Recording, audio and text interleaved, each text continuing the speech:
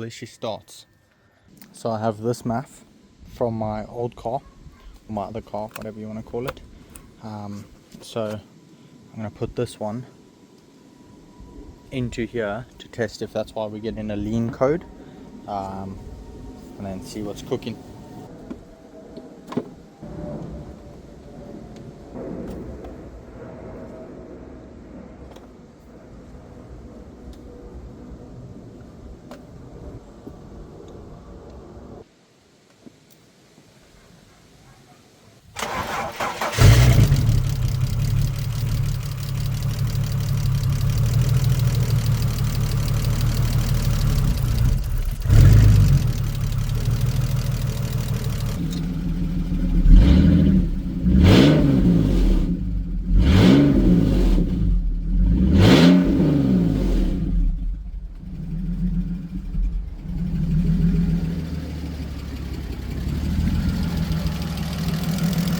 So this car was running fine, and then it started like fine for a bit, started to get a bit hot, and then I discovered that the radiator is cracked here somewhere.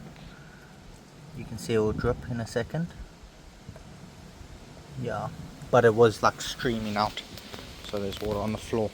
So I've got a new one, and I'm gonna replace that now so that the car doesn't overheat when we're trying to move it about.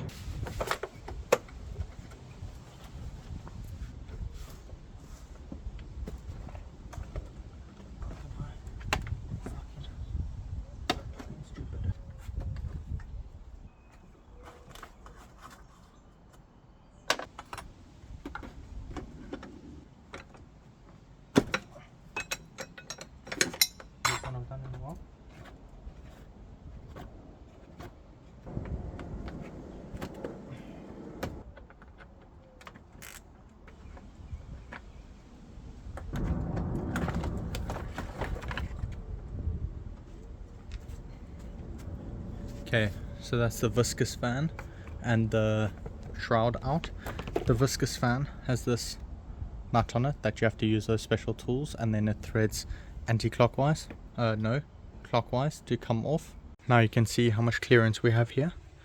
There's the radiator, and that is down there is where it's cooked.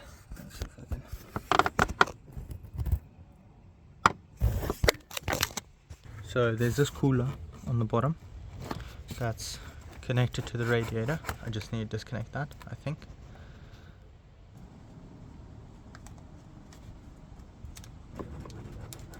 Oh, there we go.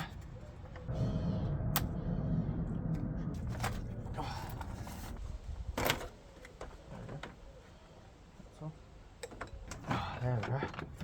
That's the expansion tank out. Connected, so that's the lower coolant hose.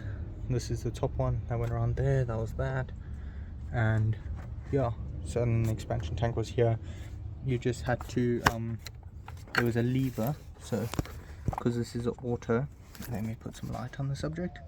Because this is an auto, it has this lever here to disconnect the to disconnect the auto gearbox cooler. And then this expansion tank is the same thing. So down here, there was a lever underneath that you pull to the side. There. So that's the lever there, and that just gets the clip on there. Oh, and the sensor. That was at the bottom.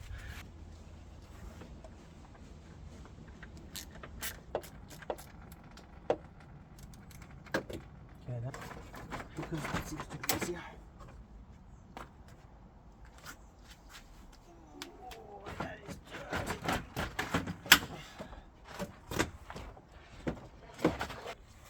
Is the rad that's actually leaking. It's leaking out here somewhere. But yeah, so that's the old one. I've got to take this off, transfer it onto the new one, and then put the new one in.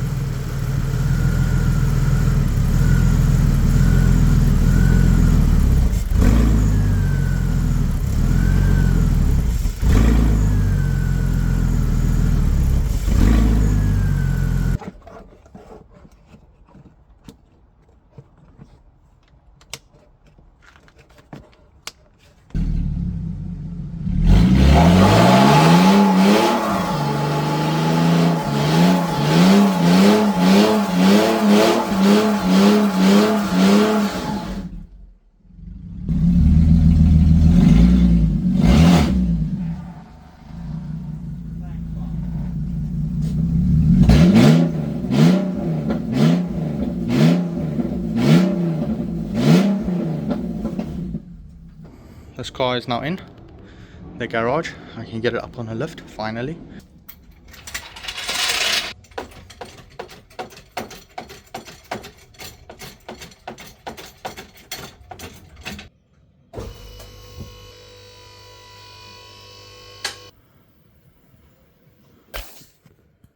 This is the reason it's so loud. The cats are missing from there, but they are not missing from here up there. I don't think, can't see, but yeah. So, and then the full exhaust is still in here, but what I think I'm planning to do is put my exhaust from my other car in here, and then they'll be back to semi-stock. Okay, so as you've probably seen, this engine is like idling rough, so gonna just check for some leaks and whatever else, and yeah, so gonna use a smoke machine and just check where smoke comes out basically.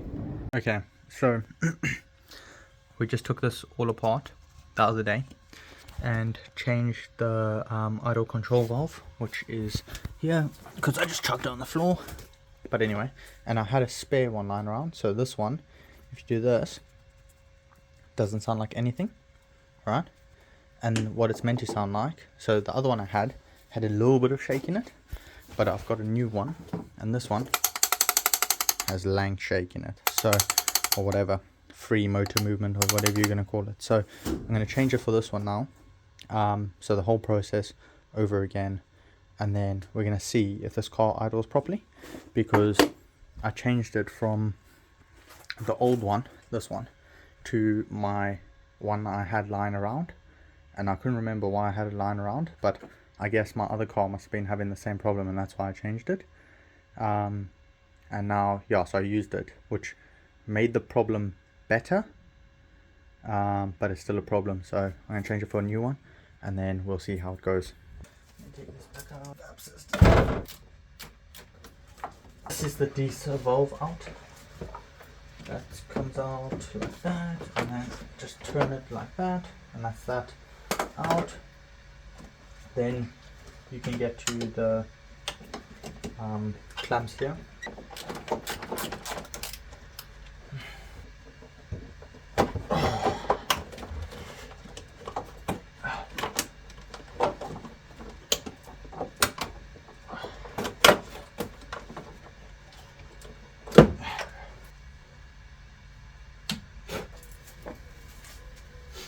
So in that way, so go back in.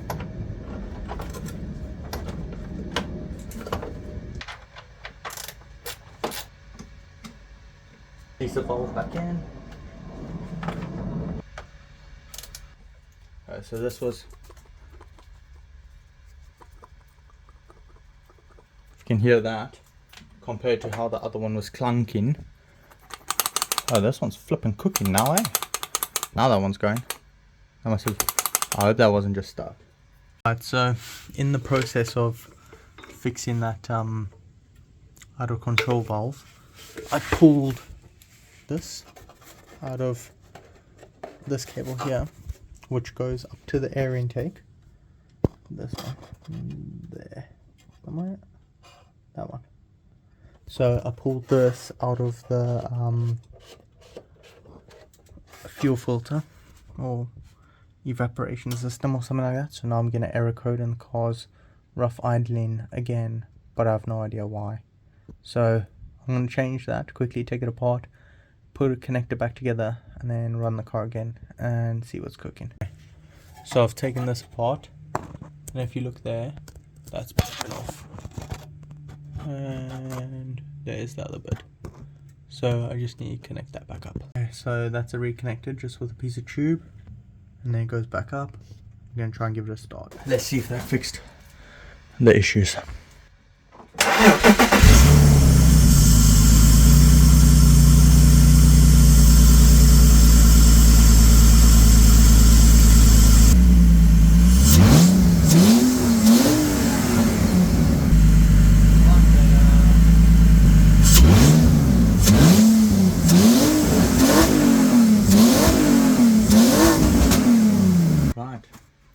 So that's it, sorted. I'll just bang my head.